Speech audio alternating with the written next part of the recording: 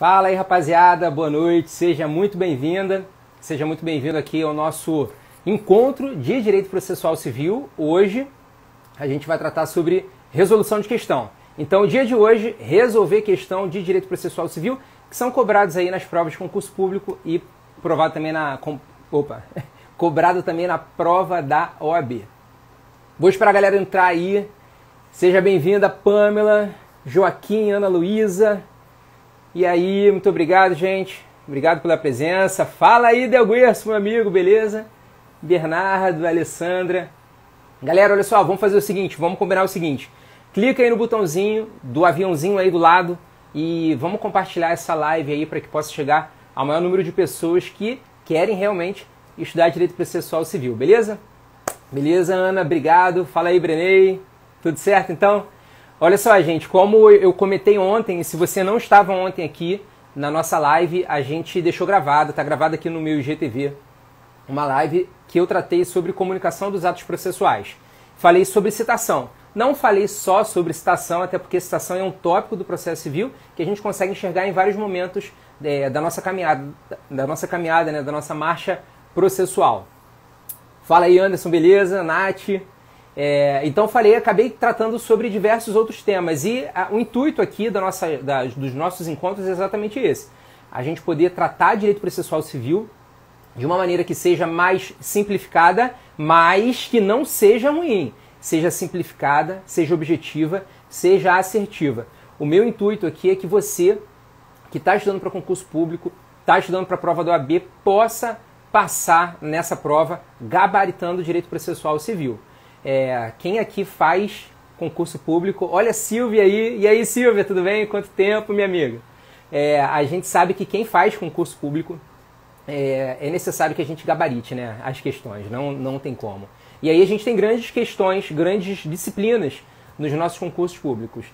Português, direito administrativo e direito constitucional, cara, é basicamente obrigatório que você gabarite. Agora, a cereja do bolo, como eu venho comentando, é o que? É o nosso direito processual civil. Concurso jurídico, concurso da OAB, a prova da OAB, você tem que gabaritar essas questões, beleza? Então, olha só, seja muito bem-vindo aqui mais uma vez. Hoje a gente vai falar sobre... Deixa eu pegar aqui, não tem o cardzinho ainda não. Vai falar sobre resolução de questão. Separei algumas questões aqui. A gente vai falar sobre parcialidade do juízo, vou comentar sobre o princípio do juiz natural, vamos falar sobre cartas. As cartas, que também são uma das modalidades de comunicação dos atos processuais.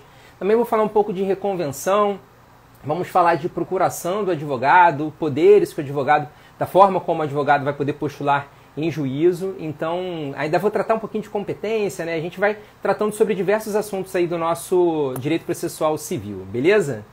Beleza. Deus ouviu minhas preces, obrigado. Amém, amém, Ana Luísa. Muito obrigado aí pelo carinho. Então, ó, mais uma vez, aperta aí no compartilhar.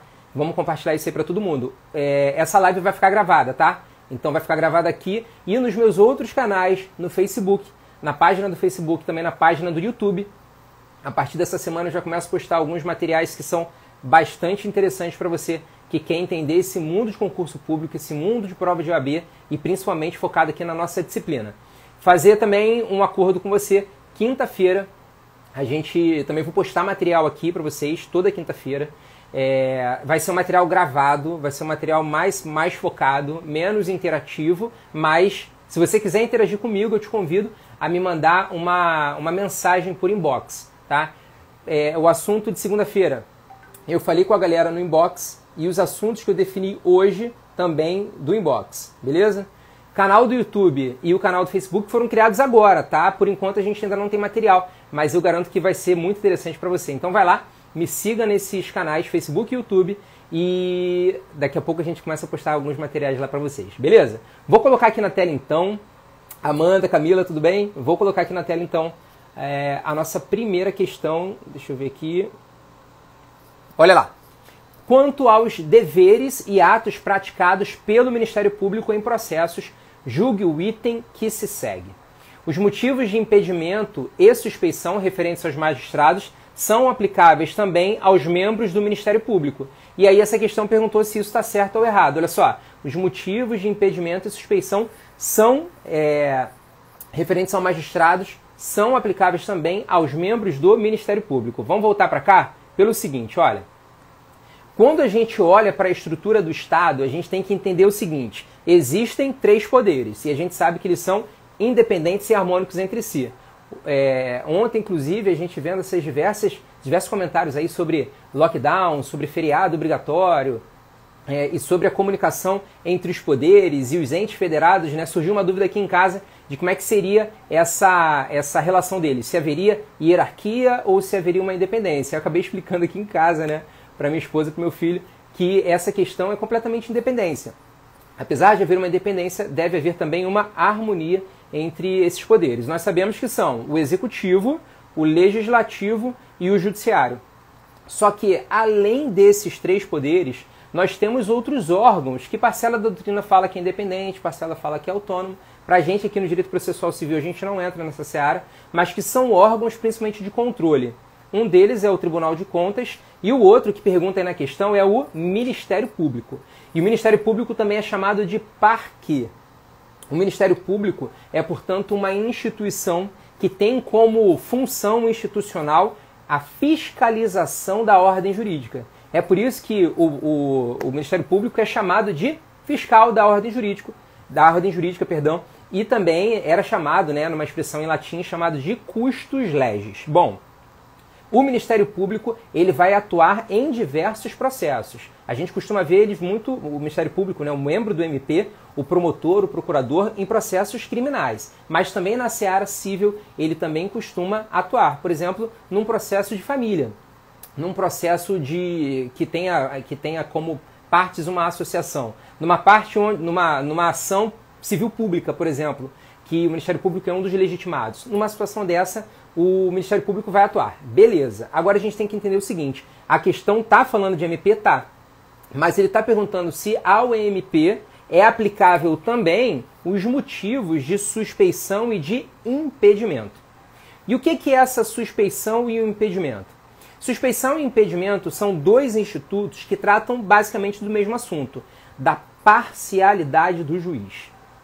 Parcialidade do juiz, pessoa física, não do juízo. O juízo vai ser o órgão que vai acabar, né, se tornando imparcial por conta da imparcialidade do juiz. Então, o juiz, pessoa física, tem alguma relação com as partes, com o advogado das partes, que acaba trazendo uma parcialidade. Cara, pensa comigo. Se você vai ingressar com um processo contra uma determinada pessoa e você descobre que essa determinada pessoa é, na verdade, parente do juiz, é irmão do juiz, é uma tia de uma juíza, você vai se sentir confortável? Você acha que é muito provável que esse juiz siga retinho na lei ou é provável que ele se desvie? É provável que ele puxe sardinha para um canto? Nessa situação, a gente vai ter uma parcialidade do juiz. Essa parcialidade, ela surge lá pelo princípio do juiz natural. Por força desse juiz natural, a gente tem que sempre observar que aquele juízo está pré-constituído, que esse juiz é um juiz competente, que esse juiz é completamente imparcial. Portanto, a imparcialidade é a regra. A parcialidade deve ser sempre coibida. E essa parcialidade, quando a gente trata de impedimento, é porque o Código de Processo Civil está tratando de uma questão que é objetiva. A gente tem uma presunção diretamente na lei de que aquele juiz é imparcial. E quais são as hipóteses de imparcialidade do juiz? As hipóteses de imparcialidade do juiz estão descritas lá no artigo 144 do nosso Código de Processo Civil. Diz aí para mim, qual é o nosso Código de Processo Civil? É a Lei 13.105 de 2015. Então, quando você abre o artigo 144, você vai enxergar aquela imparcialidade por meio do impedimento, né? A parcialidade, melhor dizendo, pelo impedimento. São questões completamente objetivas, são questões diretas. Agora, a gente tem também a suspeição. A suspeição é diferente. A gente não tem uma presunção direta de que aquele juiz é um juiz parcial, mas existem algumas situações que vão nos levar a crer que aquele juiz vai ofender de maneira subjetiva, interna, psíquica, de que ele vai poder ser parcial para uma das partes. E aí, ele pode, esse juiz, se declarar, por exemplo, suspeito por conta de foro íntimo. E o que seria isso? A gente pode ter um juiz que, sei lá, tem um caso, né? Imagina um juiz adúltero, uma juíza adúltera que tem um caso extraconjugal e, por um acaso, o amante, né, a amante daquele juiz, daquela juíza, acaba ingressando com uma ação naquele local. O juiz fala, olha só, por questões de foro íntimo, eu não quero julgar aquele processo. Ele vai se declarar suspeito. Bom, impedimento e suspeição. Impedimento 144, suspeição e hipótese no artigo 145. Uma informação que é extremamente relevante é acerca da preclusão. Quando a gente fala em suspeição, por ser questão subjetiva, ocorre a preclusão. Se a parte não alegar a existência da suspeição, preclui. Ou seja, ele não vai ter mais a possibilidade de realizar aquele ato processual sobre aquela alegação. Diferente do impedimento. Impedimento objetivo. Impedimento está na lei. A lei não quer saber se o juiz é ou deixa de ser parcial, não. Se existe alguma situação, por exemplo, se o juiz já tiver atuado como membro do MP antes daquele processo, como membro da Defensoria Pública antes daquele processo, como advogado do processo, se ele tiver algum parente até o 3º grau que seja advogado daquela parte, ele não vai poder fazer o quê? Julgar por conta do impedimento. E as hipóteses do impedimento do artigo 144, elas admitem inclusive a ação rescisória. Bom, para aqui rapidinho. Entendemos aí que impedimento é objetivo e entendemos que a suspeição ela é subjetiva. Agora vamos entender essa questão aqui que eu falei da ação rescisória. Como é que ocorre isso? O processo ele segue a sua marcha processual, cheio de caminhos, cheio de subidas e descidas, até que a gente chega a uma decisão final. Essa decisão final, essa decisão de mérito, julga o direito entre as partes. Após aquele julgamento, as partes vão ter que cumprir aquela decisão. Posso recorrer? Posso. Mas se no prazo do recurso, definido na lei, em regra 15 dias, as partes não interpuserem qualquer recurso, isso significa que a gente vai ter o trânsito em julgado daquele processo. Bom, então gravamos. Petição inicial, decisão de mérito. Ao término, nós vamos ter o trânsito em julgado após o prazo recursal. Foi. Após o trânsito em julgado, a parte ela pode observar algumas questões que estão definidas diretamente no Código. E o Código vai dizer sobre a possibilidade da ação rescisória. Legal é que essa ação rescisória ela tem um poder, olha, de rescindir aquela decisão. Ele pode desconstituir o trânsito em julgado. Ele pode pegar aquele manto de imutabilidade, aquela informação que faz com que aquele processo, aquela decisão nunca mais seja revista. Pela ação rescisória, a gente levanta aquele manto, levanta aquele véu e olha para a decisão judicial e fala, filhão, essa decisão está incorreta, eu vou ter que retirá-la, retificá-la, modificá-la. Isso aí ocorre pela ação rescisória. Uma das hipóteses da ação rescisória é quando a gente tem um impedimento do juízo. Ocorrendo essa situação, a gente pode ingressar com ação rescisória diretamente lá no tribunal para requerer a desconstituição daquela decisão quando for proferida por um juiz que é impedido. Foi? Foi. Vou só lembrar aqui contigo o seguinte, ó. Petição inicial é o ato processual que cabe ao autor, por meio do seu advogado, que tira o juiz da inércia. Caraca, olha só que informação maneira. A petição inicial é um ato que cabe ao autor, por meio do seu advogado, que tira o juízo da inércia. O juiz, quando ele sai daquela inércia, ele vai poder realizar alguns atos de ofício. O que quer dizer? Sem a necessidade de provocação. Então ele já pega aquela petição inicial que foi registrada e distribuída a ele, ele vai olhar a petição inicial. Olhou a petição inicial, ele vai verificar o juízo de admissibilidade. Realizado esse juízo de admissibilidade, o juiz vai verificar se o processo pode seguir ou se tem alguma questão que a gente tem que rever. São várias as possibilidades. Pode ser uma emenda à petição inicial, pode ser uma improcedência liminar do pedido, pode ser a falta de um pressuposto do processo. De qualquer forma, o juiz vai analisar. Estando tudo correto, ele firma o contraditório. Temos o autor, temos o juízo e temos o réu. O juiz, observando os pedidos do autor, chama o réu. Chama o réu e integra ele no processo por meio da citação. Feita a citação, a gente pode ter uma audiência de conciliação, depois a defesa do réu por meio da contestação. O réu pode ficar tão revoltado com aquilo e pode trazer argumentos tão fortes que ele pode, inclusive, propor uma reconvenção em face do autor. Então é autor contra réu e réu contra autor no mesmo processo, quando a gente tiver uma ação conexa. Beleza.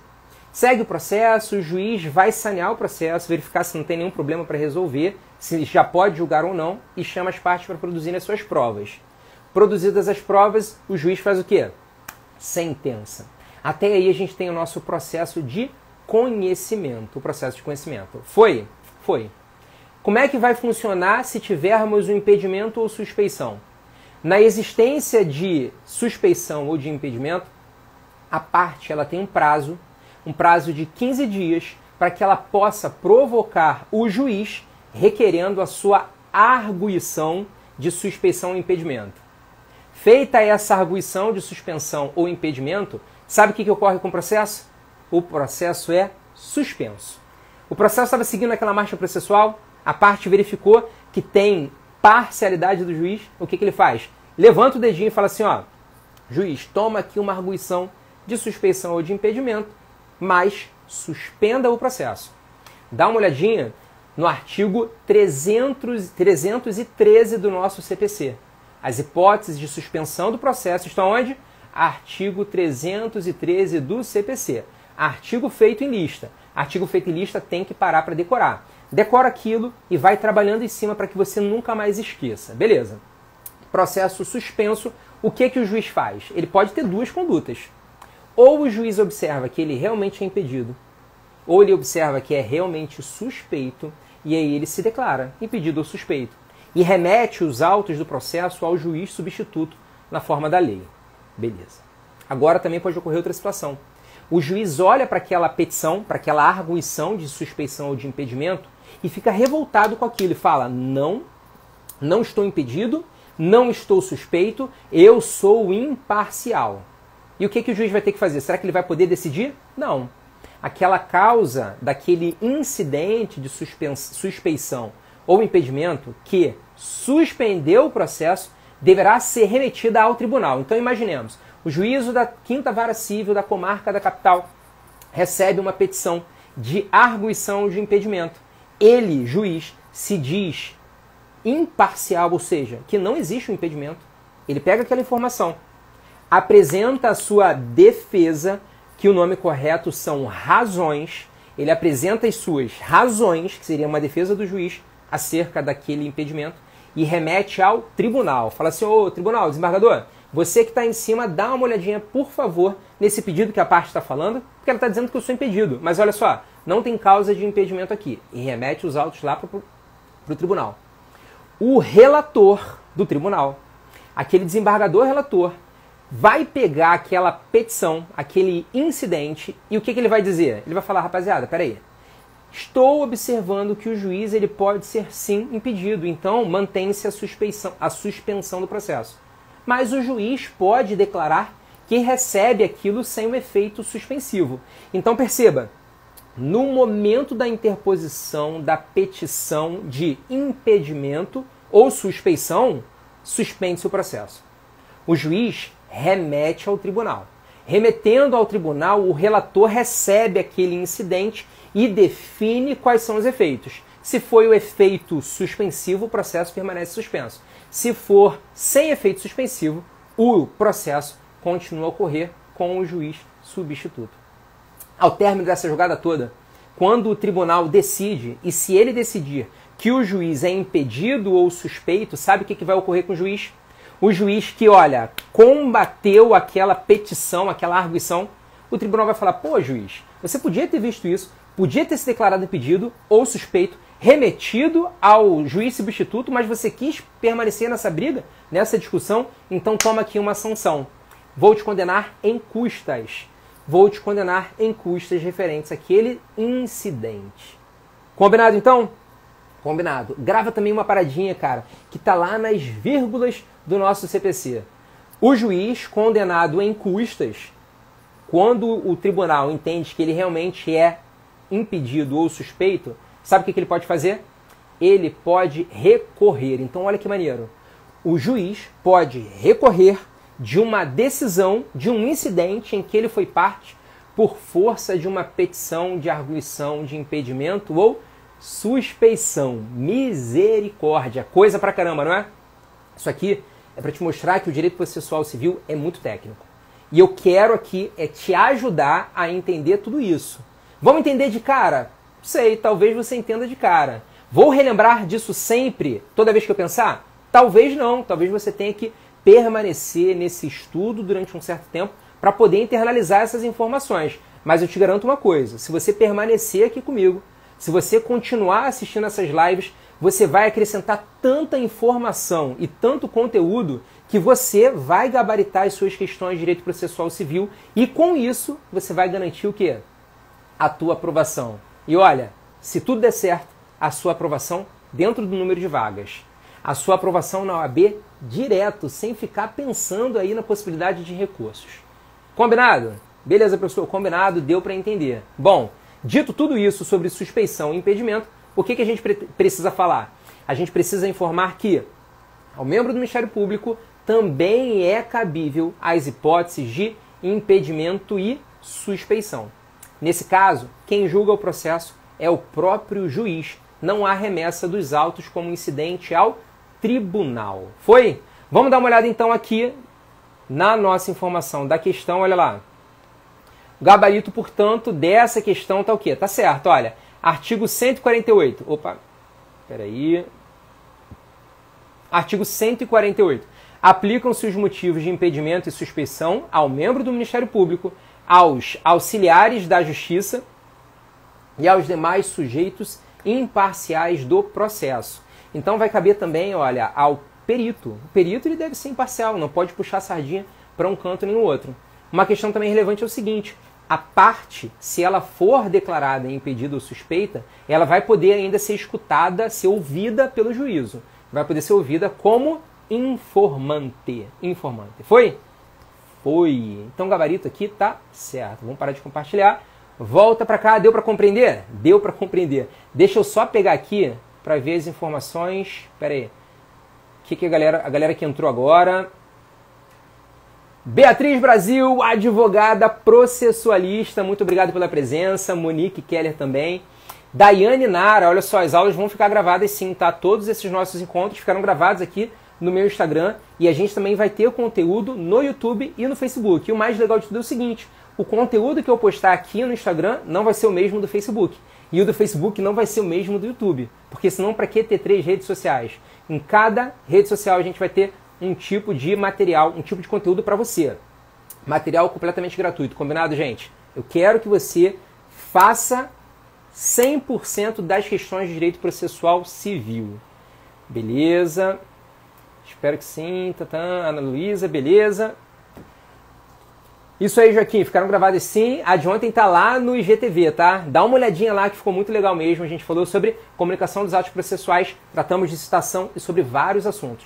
Olha só que maneiro. Em uma única questão, em alguns minutos, a gente viu uma marcha processual da petição inicial até a sentença. A gente falou sobre incidente processual, suspensão do processo, remessa a relator, atuação do tribunal, ação rescisória. Então, cara, olha a riqueza de detalhes que a gente tem. Se tá muita coisa para você agora, calma, respira, volta depois também, assiste até o final e volta depois e assiste novamente a live que vai ficar gravada. Bom, só mais um pedidozinho, gente. Clica aí no botãozinho da direita, lá embaixo, esse aviãozinho, compartilha com a galera que vocês sabem que quer, essa galera que quer passar, né, para concurso público e também para a OAB. Vamos lá. Próxima questão. Deixa eu pegar aqui a próxima questão. Olha lá, 02, ó. Os juízes auxiliares da justiça de uma localidade não têm competência para praticar diligências em comarcas diferentes das que estão lotados. Ok. Então, olha só, a gente observa aqui aquele juízo completo. Os juízes auxiliares, eles não têm competência para praticar diligências. O que são diligências? Realização de atos dentro ou fora daquela localidade, tá? Dentro ou fora daquele foro onde eles atuam. Foi. Competência é uma atribuição. Então, competência, leu competência, lê também atribuição determinada em lei. Olha só, nesse contexto, onde o juiz auxiliar não tem competência para realizar a diligência, pode ser necessário, por exemplo, solicitar a avaliação de bens que são passíveis de penhora e que estejam em localidade diferente daquela em que corre o processo. Imagina a sua cidade, o processo corre na sua cidade. Agora imagina uma cidade a 1000 quilômetros de distância da sua cidade. Imagina aqui, você está no Rio de Janeiro e você tem um ato que tem que ser realizado em Trancoso. Pô, deve ser legal, né? Vai lá para Trancoso para realizar o ato, né? Mas a gente tem uma forma mais econômica, mais célere e mais eficiente para fazer isso. Beleza, vamos lá. Em situações como essa, expede-se ato de comunicação processual entre órgãos do Poder Judiciário, de modo a respeitarem os limites territoriais de competência das comarcas. Tal ato de comunicação processual denomina-se. Beleza, então, vamos relembrar. Eu tenho um juízo numa certa localidade que não tem competência para realizar uma diligência. A diligência é, por exemplo, a avaliação de um determinado bem para a penhora. Mas onde está essa localidade? Está aqui, olha, do outro lado do mapa. Aqui eu tenho juízo e aqui, olha, eu tenho o bem que vai ser avaliado. O oficial de justiça, avaliador, por exemplo, não vai pegar um avião daqui e viajar até aqui para poder fazer aquela avaliação. O que o oficial de justiça vai ter que fazer? O que aquele juiz vai ter que fazer? É mais fácil que ele faça uma comunicação. E dentre as comunicações do nosso Código de Processo Civil, nós temos a intimação, temos a citação e temos também as cartas. Bom, a comunicação que vai ocorrer entre os juízos, grava aí, é chamada de carta. A intimação é um ato processual de comunicação que dá ciência a uma pessoa sobre os atos ou termos de um processo. E a citação é o ato de comunicação pelo qual o juízo integra o réu, o executado ou o interessado ao processo.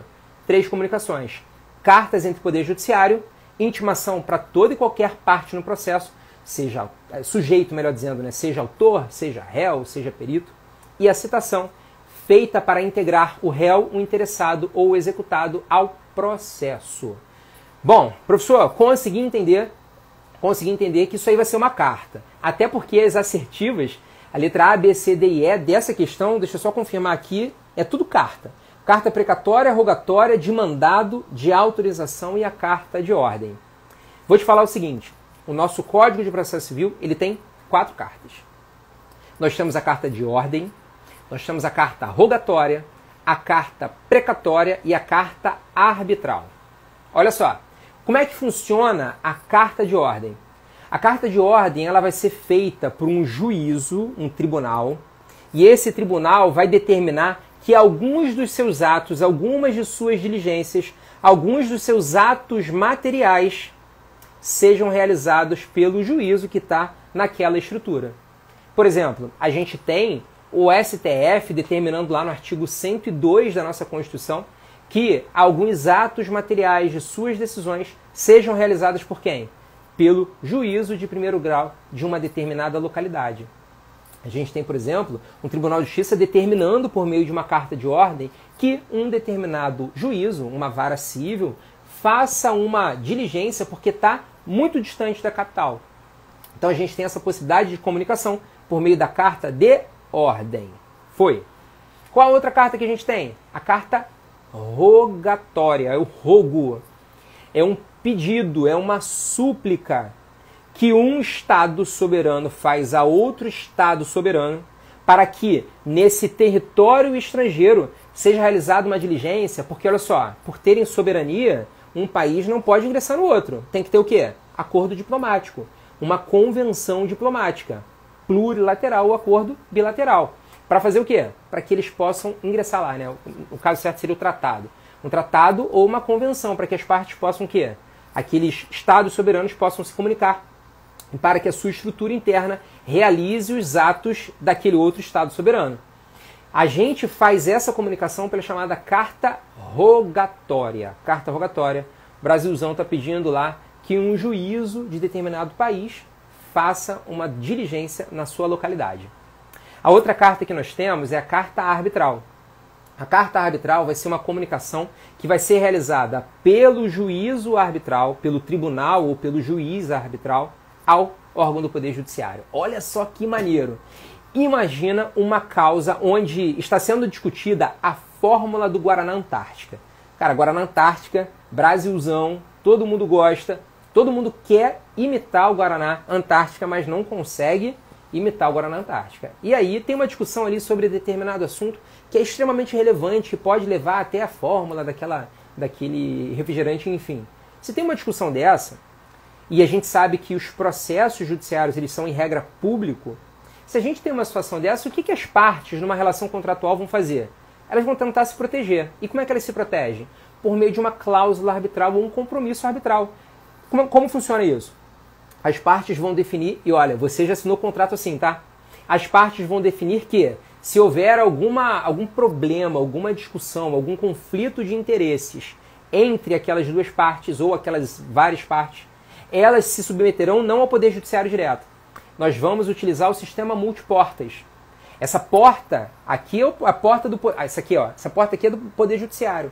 Essa porta aqui é um pouco mais morosa. Ela tende a não ser tão eficiente, tão técnica como a gente conhece. Mas essa outra porta aqui, ó, ela é mais cara. Ela é mais rápida. Ela é sigilosa. E ela é mais eficiente, porque é mais técnica. Eu tenho um corpo de pessoas aqui. Eu tenho um advogado, eu tenho um geólogo, eu tenho um contador, eu tenho um economista, uma equipe multiprofissional, multidisciplinar para julgar aquela causa. Enfim, quando a gente tem as partes indo ao juízo arbitral, o juiz arbitral vai poder decidir. Ele vai poder julgar o direito entre as partes, que foi submetido pelas partes a ele. E quando ele proferir decisão, aquela decisão deve ser cumprida. Mas, se a parte não cumprir aquela decisão, o que a outra parte vai poder requerer? Ó, o juiz arbitral, já que você não tem força para entrar no patrimônio do fulaninho aqui, olha, expressa, portanto, uma comunicação ao órgão do Poder Judiciário para que esse órgão do Poder Judiciário vá até o patrimônio daquele fulaninho. Aí a gente tem o quê? A carta arbitral. Combinado? Combinado. Por último, a gente tem a carta precatória. A carta precatória, ela vai ser um pedido de cooperação judiciária nacional. Os órgãos do Poder Judiciário vão fazer pedidos, requerimentos que um juízo de uma outra localidade realize uma diligência porque o juízo requisitante ele não tem competência, não tem atribuição territorial para ir até aquela localidade. Vamos ver a questão de novo? Olha lá a questão e me diga qual é a resposta. Olha lá. Os juízes auxiliares da justiça de uma localidade não têm competência para praticar diligências em comarcas diferentes das que estão lotados. Nesse contexto, pode ser necessário, por exemplo, solicitar a avaliação de bens passíveis de penhora que estejam em localidade diferente daquela em que corre o processo. Em situações como essa, expede-se um ato de comunicação processual entre órgãos do Poder Judiciário, de modo a respeitarem os limites territoriais de competência das comarcas. Tal ato de comunicação processual denomina-se, e aí a nossa resposta vai ser a carta precatória. Deixa eu pegar aqui. Olha lá. Gabarito, letra A. A gente vai ter a carta precatória. Olha o artigo 237 do nosso Código de Processo Civil. Será expedida a carta de ordem pelo tribunal, a carta rogatória e lá no inciso 4º, a arbitral. Mas a gente tem a precatória. Olha a definição dela pelo CPC. Para que o órgão jurisdicional brasileiro pratique ou determine o cumprimento, na área de sua competência territorial, de ato relativo a pedido de cooperação judiciária, formulado por órgão jurisdicional de competência territorial diversa. Portanto, o gabarito aqui, letra A. Fala comigo, bem tranquilo, não é? Bem tranquilo a gente entender aqui essas cartas. Só quero comentar uma situação. Só molhar a garganta primeiro. Vocês acham que essa carta, ela vai lá, aquela carta pequenininha, com remetente destinatário, né? Com um aviso de recebimento, escrita à mão? Não, né? Sempre que a gente fala de comunicação, a gente tem que lembrar. Olha a forma como nós estamos nos comunicando agora. Eu estou aqui do meu estúdio, você está da sua casa, você está no trabalho, você está no caminho ao trabalho, você está passeando na rua, você está na casa dos seus familiares e você está vendo essa live, você está vendo esse vídeo. E você consegue se comunicar comigo, seja por meio aqui, olha, trazer um comentário, seja por meio da mensagem inbox, para você que está vendo o vídeo depois de que essa live foi transmitida. Cara, numa situação dessa, a comunicação é completamente eletrônica. Ela é imediata. Então, como vai ser a tramitação dessa carta? Essa carta ela também vai se dar por meio eletrônico. Por meio eletrônico. Combinado? Combinadíssimo, professor. Vamos ver aqui quem mais entrou. Deixa eu ver.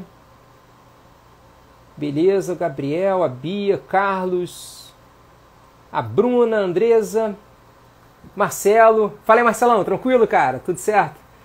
Então, pessoal, mais um pedidinho. Clica aí no botãozinho embaixo e envia isso aqui para quem quer assistir um conteúdo gratuito e de qualidade de direito processual civil. Esse conteúdo vai ficar gravado aqui, já falei para vocês. E manda para todo mundo, combinado? Então vamos lá, vamos para a próxima questão? Partiu, deixa eu pegar aqui. 1, 2, 3, 4, aqui, 3. Caso um órgão da administração pública direta ou indireta seja polo passivo de uma demanda jurisdicional, a sua citação deverá preferencialmente se realizar por... Cara, olha só que questão legal, né? Eu acho essas questões que são interdisciplinares muito bacanas. E por que são bacanas? Bacana é a gíria de coroa, né? É muito legal. Ela está falando de direito administrativo e pergunta sobre a comunicação que é feita àqueles órgãos dessa administração pública. Lembra comigo? A administração pública direta. Quem são as entidades, os entes da administração pública direta?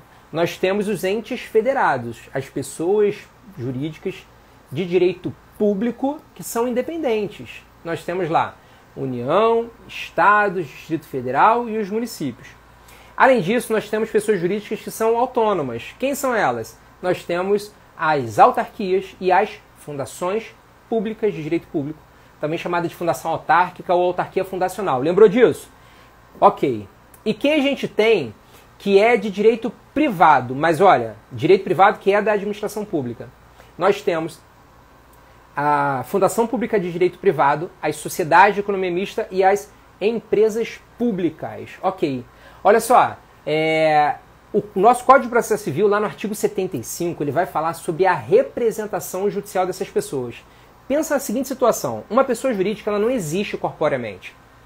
Quando a gente olha um empregado, você fala, cara, essa pessoa é uma pessoa física que exerce atividade dentro daquela pessoa jurídica. Você não consegue falar com a pessoa jurídica. A pessoa jurídica não aperta a sua mão. Você olha para um patrimônio e você fala, esse patrimônio é daquela pessoa jurídica.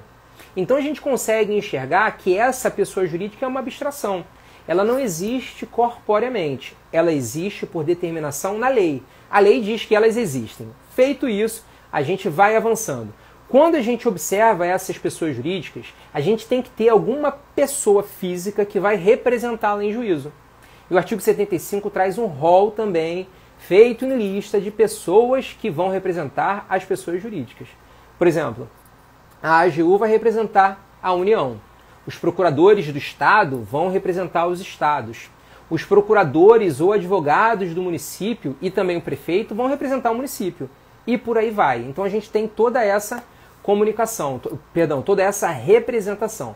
As pessoas jurídicas de direito privado vão ser representadas por aquelas pessoas que constam do seu estatuto social. Então dá uma olhada lá, artigo 75 do Código de Processo Civil, para você verificar quais são as pessoas físicas que representam determinadas pessoas jurídicas em juízo. 75 não fala somente das pessoas da administração pública, tá? Também fala das pessoas privadas ou pessoas formais, como, por exemplo, um condomínio edilício, uma sociedade constituída, uma sociedade estrangeira, uma sociedade irregular, o espólio, a herança. A gente tem todos esses institutos sendo representados por pessoas. Ok, vamos lá então. Essa questão fala pra gente, né, pergunta como que vai se dar a citação dessas pessoas jurídicas. Olha lá de novo. 3, aqui ó. Caso um órgão da administração pública direta ou indireta seja polo passivo de uma demanda jurisdicional, a sua citação deverá preferencialmente se realizar por, aí ele diz, edital, hora certa, via eletrônica, via postal e oficial de justiça. Eu vou te lembrar o seguinte, 5 são as modalidades de citação no nosso CPC, pelo artigo 246. Nós temos a citação por edital, citação por oficial de justiça, a citação cartorária, a citação por correios ou a citação postal e a citação eletrônica. Então, 5. Citação por edital, citação por oficial de justiça, citação cartorária, por correios ou por meio eletrônico. Aí na nossa questão, cara, na letra B ele já coloca errada. Ele coloca a hora certa. Quero te lembrar que a citação por hora certa não existe. O que existe é citação por oficial de justiça que tenha sido realizado por hora certa. Como é que funciona isso?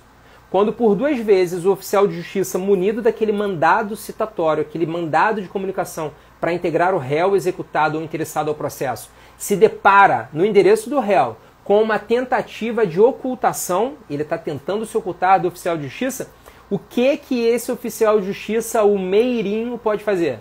Ele vai voltar. Se por 2 vezes ocorre isso, ele vai virar para qualquer familiar ou qualquer vizinho informar: meu amigo, minha amiga, minha senhora, meu senhor, no dia útil subsequente, eu, oficial de justiça, estarei aqui às, que horas são agora? 9 horas e 41 minutos. Mas para que, meu filho? Para proceder à citação do réu. Queira o réu estar presente, quer ele não esteja presente, né? A gente vai ter o quê? A gente vai ter aqui a citação positiva do oficial de justiça. Bom, então vamos lá para a questão de novo, porque ele está perguntando se um órgão da administração pública, direta ou indireta, seja polo passivo de uma demanda judicial, a sua citação deverá preferencialmente se realizar por via eletrônica. É pela via eletrônica. E por que é pela via eletrônica? Porque a gente vai ter 2 regras aí acerca de citação. Se a citação é para pessoa física, grava, tá? Pessoa física. Ou pessoa jurídica inscrita no Simples Nacional, a microempresa ou empresa de pequeno porte, a citação aqui é postal. Foi? Agora, para pessoa jurídica de direito público, eu não posso ter citação postal. Pegou? Pessoa física e essas pessoas privadas, pessoas jurídicas privadas, se elas forem do Simples Nacional, aí eu faço citação por via postal. Agora, se for pessoa jurídica de direito público, eu não faço citação por via postal. Outra informação: pessoa jurídica de direito público ou pessoa jurídica de direito privado da administração pública que obrigatoriamente não vão estar inscritas no Simples Nacional, essas pessoas jurídicas são citadas preferencialmente por meio eletrônico. Vamos dar uma olhada lá no Código de Processo Civil? Olha aí o nosso código, cadê? Tá aqui. A citação será feita pelo correio, oficial de justiça, pelo escrivão-chefe da secretaria, que é a cartorária, por edital ou por meio eletrônico. Olha o parágrafo 1º. Com exceção das microempresas e empresas de pequeno porte, ou seja, empresas do Simples, aquelas empresas públicas ou privadas são obrigadas a manter um cadastro nos sistemas de processo em autos eletrônicos para efeito de recebimento de citações e intimações, as quais serão efetuadas preferencialmente por esse meio. E o parágrafo 2º diz, olha, o disposto ali, falando sobre a citação preferencialmente por meio eletrônico, também aplica-se à União, aos Estados, ao Distrito Federal e aos municípios e às entidades da administração indireta. E quais são as entidades de administração indireta? A autarquia, fundação pública, de direito público ou de direito privado, sociedade de economia mista e empresa pública. Cara, muito maneiro, né? Por que é maneiro? Porque a gente conjuga aí direito administrativo com o nosso direito processual civil. Foi? Foi. Deixa eu olhar aqui pra vocês. Quem mais entrou agora aí, gente? Deixa eu ver. A Érica, Marcinho, Natália. Grande advogado. Olha, cheio de advogadas aqui, olha. Sinistras. A gente tem aí a nossa processualista, atua em Direito de Família, Beatriz Brasil. Natália Cavalcante aqui arrebentando na seara de Direito de Saúde. Muito obrigado pela presença de vocês.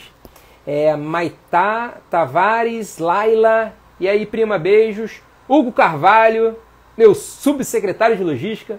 Flávio Rodolfo, muito obrigado, gente. Rodrigues, Pedro, né? Pamela Rodrigues, né? Pedro Augusto, Hanna. Tudo bem, Hanna? Quanto tempo, hein?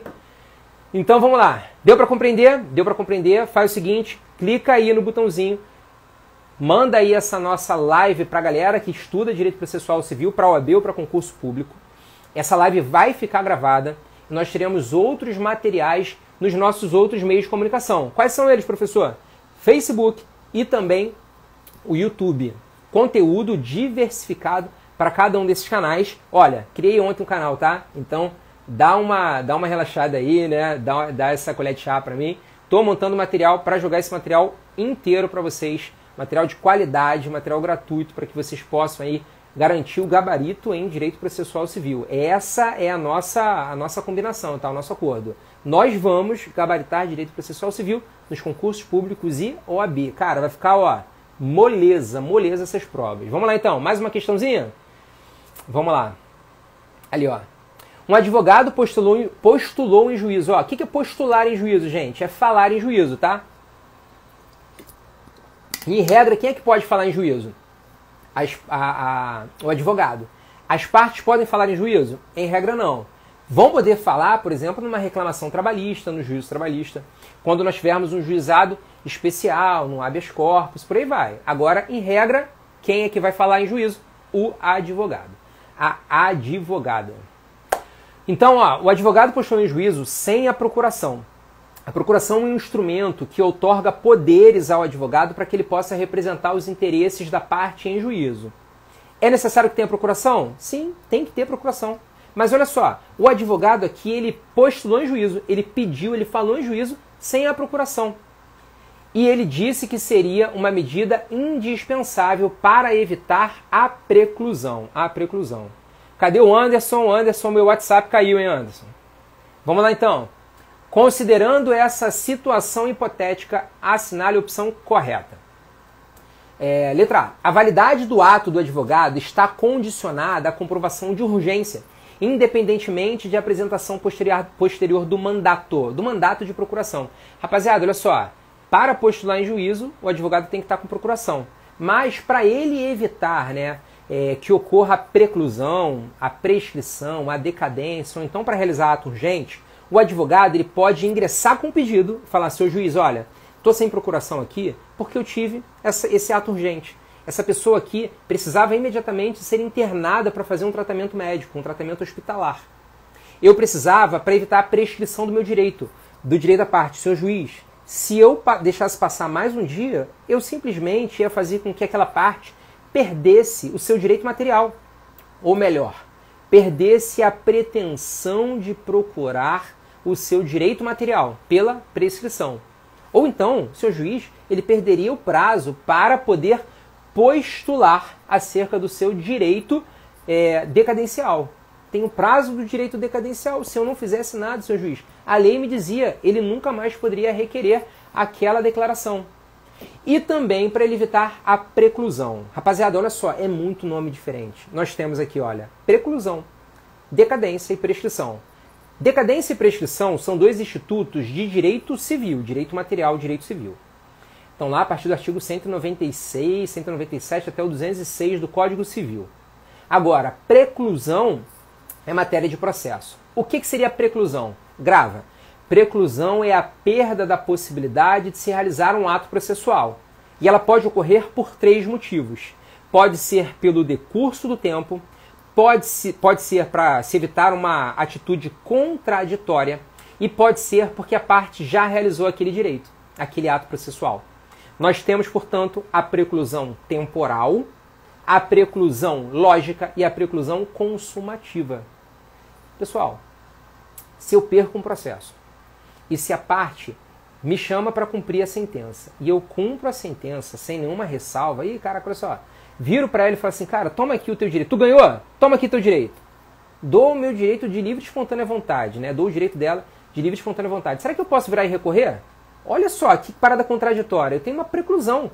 Só que uma preclusão direta. É uma preclusão lógica. Você não pode fazer um ato e depois fazer um ato contrário a ele. Da mesma forma que, se eu tenho um prazo para apresentar minha contestação, que vai ser sempre de 15 dias úteis, tá? Mas ela pode surgir por diversas situações. Aqui nessa situação, o que a gente vai ter? A gente vai ter uma parte ingressando com a contestação e depois tentando contestar novamente? Não posso fazer isso, porque eu já fiz aquele ato de contestação. E aí vai ocorrer a preclusão, a perda da possibilidade de se manifestar na contestação por eu já ter contestado. Eu já consumei o ato. Preclusão consumativa. E a preclusão temporal, ela ocorre quando a parte perde a possibilidade de realizar um ato processual pelo decurso do tempo. O prazo já passou, aquele ato é intempestivo. Eu tenho aqui a preclusão temporal. Combinado? Nomes difíceis, institutos complicados, institutos importantes, institutos que vão fazer uma diferença para que você, primeiro, consiga compreender o direito processual civil e, segundo, consiga gabaritar as questões na prova. Então vamos lá. Então voltando, né? Para evitar preclusão, prescrição, decadência ou para realizar ato urgente, o advogado postula em juízo sem apresentar procuração. Mas ele vai ter um prazo. Ele tem um prazo de 15 dias úteis, que pode ser dilatado, é um prazo dilatório, que pode ser aumentado, se houver o requerimento antes do escoamento do prazo.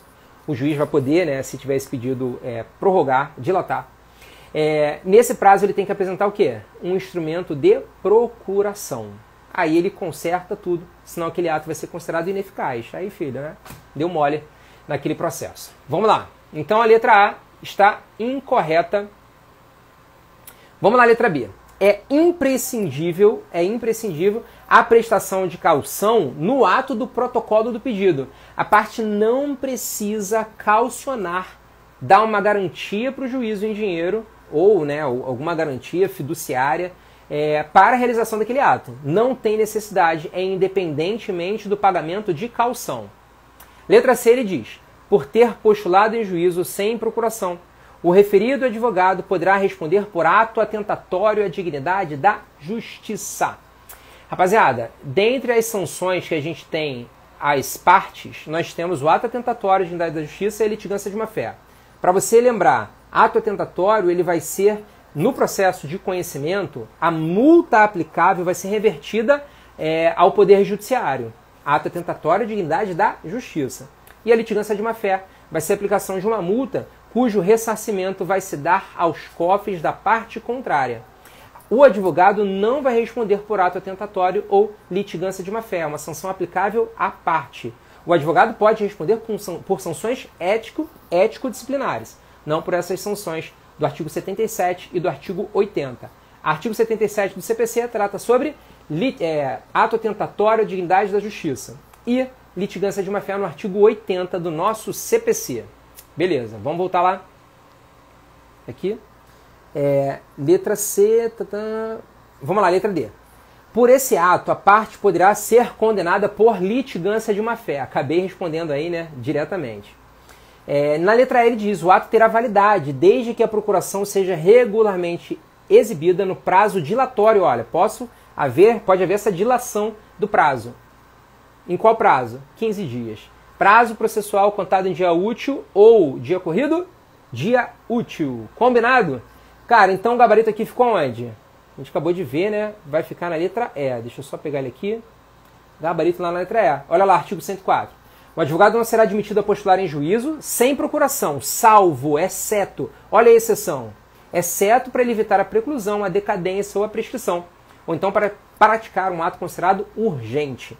Nas hipóteses previstas no caput, o advogado deverá, independentemente de caução, de pagamento, de garantia, de dinheiro, de fidúcia, no prazo prorrogável de 15 dias, por igual período, por despacho de juiz, ele vai ter que apresentar a sua procuração assinada pela parte. Fechou? Fechou, rapaziada. Olha só quanta coisa que a gente falou hoje. A gente falou de muita informação. Vamos lá, ó. Grace, tudo bem, Grace? Amanda, Miguel, Carla. Fala, Carlinha. Olha lá. Que saudade das suas aulas. Gente, eu tô morrendo de saudade de dar aula. Presencial tá impossível. E aula online eu tô matando aqui, olha, tirando uma casquinha aqui, vendo a carinha de vocês. E eu fico realmente muito saudoso porque encontrar esses meus alunos aí durante a caminhada é sensacional. Encontrar aluno no fórum, encontrar aluno no dia a dia, encontrar aluno mandando mensagem no direct, no WhatsApp, é realmente uma das grandes sensações de ser professor. A gente é encaminhado por Deus para exercer esse dom e a gente tem que tomar para si esse dom e falar, cara, eu preciso ajudar, eu preciso fazer com que vocês atinjam esses objetivos. Eu quero realmente fazer parte dessa história de vocês. E Carlinhos, eu tô com muita saudade mesmo dessa turma maravilhosa da Taquara aqui no Rio de Janeiro, tá? Um beijo pra vocês. Rapaziada, a nossa live vai chegando ao fim.